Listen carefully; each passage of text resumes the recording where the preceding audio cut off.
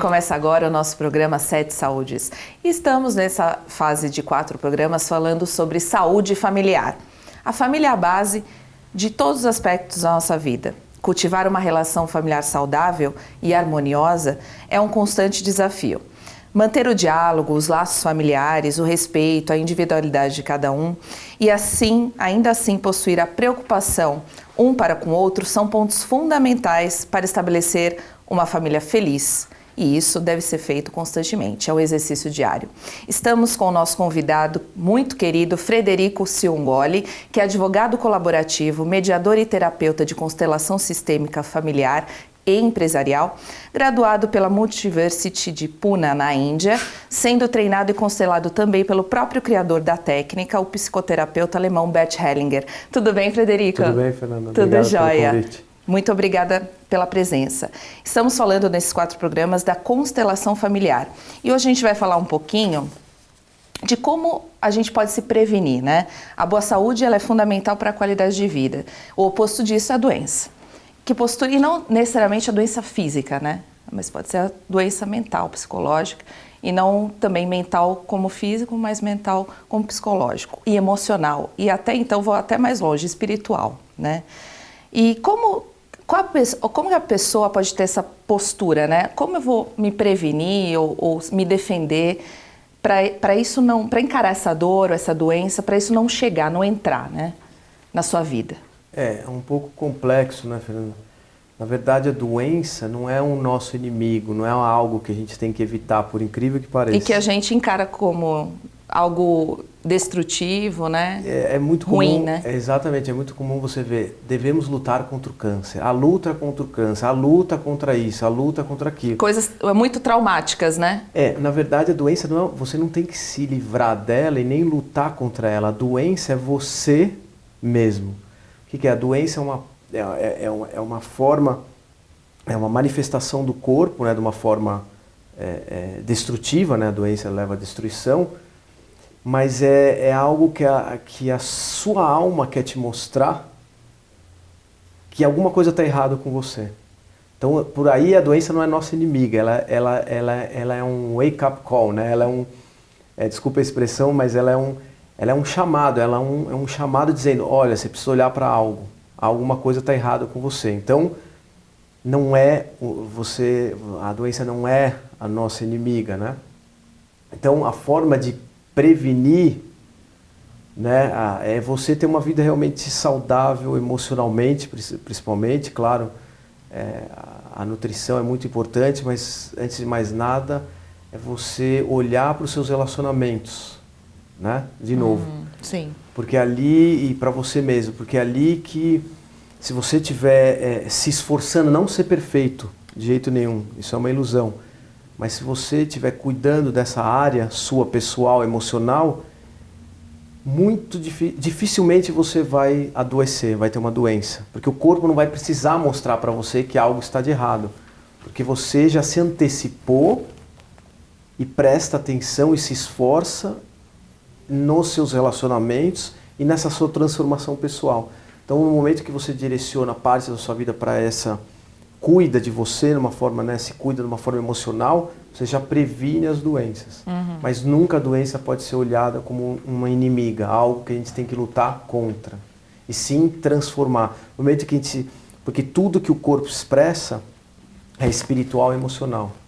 Então no momento que a gente se transforma, a gente pode se curar também. Claro que a medicina tradicional é imprescindível, mas ela tem que ser acompanhada por um cuidado emocional, uma transformação pessoal. Porque a gente fala, principalmente, vou dar um exemplo, depressão. Que o remédio que vai amenizar, curar não cura, né? Mas vai deixar a pessoa mais tranquila. Eu vejo da seguinte forma, o remédio não ajuda. Ele camufla, né? Você fica dopado. Até que ponto isso é bom ou vai ajudar a pessoa que está com essa doença, por exemplo? Claro, tem vários níveis de depressão, né? Mas uma depressão leve, ela pode ser muito bem tratada e isso na constelação familiar tem muito. Porque o que significa depressão? Depressão é uma coisa, depressão, ou seja, é uma pressão para dentro. Né? Essa que é o significado. Por quê? A depressão muitas vezes na constelação a gente vê está ligada com algo que o Porque o cliente não quer ver na vida dele. Ele nega, então ele fica deprimido. Então o corpo, mais uma vez o corpo fala, tudo bem, você vai ter que olhar, então vamos deprimir, vamos ir para dentro. Essa que é a depressão, com o objetivo da pessoa olhar algo que ele deixou de olhar na vida. Então, muitas vezes, o fato de você não tomar um remédio para qualquer tipo de depressão, isso facilita essa jornada interior, né? Ao invés de se anestesiar, você encara essa dor novamente, olha para dentro, resgata o que não foi olhado e aí você se cura. E é aí que a pessoa precisa estar atenta e querer se ajudar nesse sentido, né? Exatamente. E, mais uma vez, ela precisa ter força, que é algo que normalmente não acontece, para não ficar dopada por coisas químicas que não vão ajudar, né? Sim, exatamente. E aí no próximo bloco a gente vai continuar a falar um pouquinho mais sobre esse assunto. Até já. Frederico, quais os benefícios essenciais no âmbito familiar que a constelação proporciona? Ela proporciona uma harmonia familiar, né?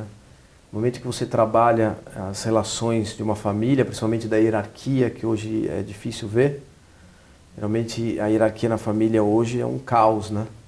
Então você vê muito desrespeito para com os pais, isso é uma coisa muito importante. As pessoas querem buscar aquilo que eles não tiveram dos pais, eles querem buscar muitas vezes nos relacionamentos, ou num guru, ou no próprio Deus, né? O Freud mesmo já tinha visto isso, né? A busca de Deus, eu não estou querendo dizer que Deus não é a religião não é importante, não é uma coisa positiva. Não, a religião é muito positiva.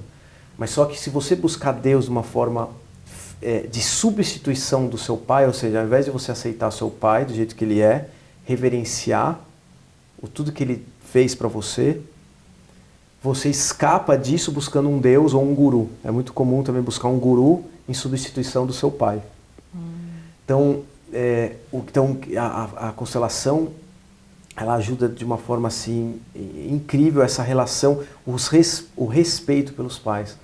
Porque a constelação mostrou através da prática que quando o filho aceita o pai do jeito que é, mesmo que ele tenha tido uma infância muito pesada e difícil em relação aos pais, ou o pai é um pai agressivo, que até de uma forma emocional abusou, até de uma forma emocional, vou dar um exemplo drástico, mas se ele não está de acordo com esse destino, que tudo que ele passou com aqueles pais, e ele aceita isso e não deseja ter um pai diferente, é muito comum falar, aquele meu pai, eu gostaria que meu pai fosse.